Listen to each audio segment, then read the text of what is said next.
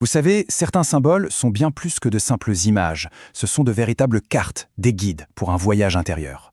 Aujourd'hui, on va décoder ensemble l'un de ces emblèmes, un qui est particulièrement riche de sens, pour découvrir toute l'histoire qu'il nous raconte. Alors, plongeons dans cette analyse. La première chose qui frappe, c'est cette élégance, ce côté un peu mystérieux. Mais ce logo est bien plus qu'une jolie image. Il nous invite vraiment à regarder de plus près, à chercher les indices qui se cachent dans ses formes et dans ses lignes. Forcément, on se pose la question. Qu'est-ce qui se cache vraiment derrière tout ça? Pour le comprendre, il n'y a pas de secret. Il faut le décomposer, couche par couche, pour révéler la philosophie qui l'a fait naître. On va commencer par aller droit au but, au cœur même du symbole. On y voit deux lettres qui s'entremêlent, A et V. Et comme on peut s'en douter, elles ne sont pas là par hasard. Elles sont en quelque sorte la fondation humaine de tout ce projet. Ces lettres A et V, ce sont tout simplement les initiales d'Annie et Véronique, le duo qui est à l'origine de cette démarche. Mais attention, ce point de départ, bien qu'essentiel, n'est que la première porte. Derrière, il y a une symbolique bien plus vaste qui s'ouvre à nous. Observez bien comment les lettres interagissent. Le V, c'est un A à l'envers, et le A, un V à l'envers. Elles sont le miroir l'une de l'autre. Et ça, ce n'est pas juste un choix esthétique, c'est une représentation visuelle de la complémentarité. Deux perspectives différentes qui, une fois réunies, forment un tout bien plus grand, bien plus complet.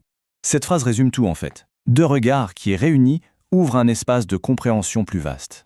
D'ailleurs, cette alliance est si importante qu'elle est cachée au vu et au su de tous, dans le nom même, le nouvel alchimiste, avec le V et le A. C'est ce duo qui forme le véritable cœur alchimique du projet. Bon, maintenant qu'on a vu le cœur, passons aux éléments qui l'entourent.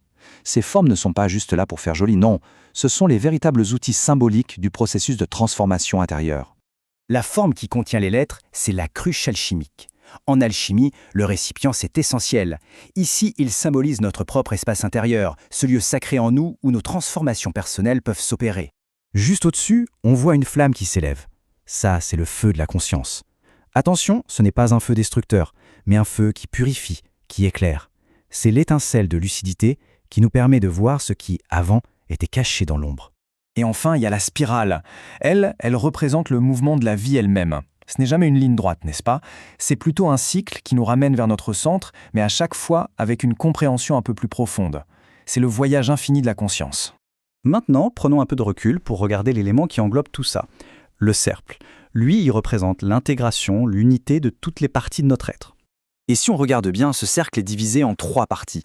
Évidemment, ce n'est pas un hasard. Le chiffre 3, c'est un symbole universel d'harmonie, d'équilibre. Il représente ici la complétude de l'être. Cette trinité, on peut l'interpréter de plein de façons. Le corps, l'âme et l'esprit, par exemple, ou bien le corps physique, émotionnel et mental. On pourrait même y voir une autre symbolique, Annie, Véronique et leur approche novatrice qui crée une troisième entité. Mais peu importe les mots qu'on utilise, l'idée de fond reste la même, reconnaître qu'on est des êtres multidimensionnels. Le message est donc limpide. La véritable alchimie, ce n'est pas de devoir choisir entre ces dimensions, mais de les unifier.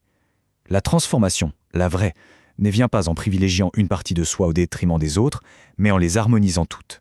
Et tout ça, ça nous amène au cœur de la philosophie du nouvel alchimiste. C'est une redéfinition, assez audacieuse d'ailleurs, de ce que signifie l'alchimie aujourd'hui. D'un côté, on a l'alchimie classique, qui cherchait à transformer le plomb en or, en gros, à transcender la matière pour atteindre le divin.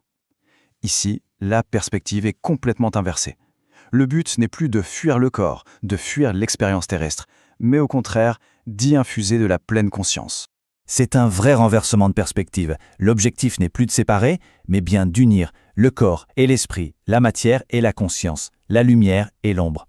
Il s'agit de comprendre que la spiritualité la plus profonde, elle ne se trouve pas ailleurs, mais bien ici et maintenant, dans notre incarnation. Et voilà. Quand on rassemble toutes les pièces du puzzle, on obtient le symbole complet. Le duo, la cruche, la flamme, la spirale, tout s'emboîte parfaitement pour former un tout cohérent. On comprend alors que c'est bien plus qu'un logo. C'est une véritable feuille de route pour un accompagnement en conscience. On va donc terminer sur cette pensée. Et si l'or véritable, celui qu'on cherche tous un peu, n'était pas à chercher ailleurs?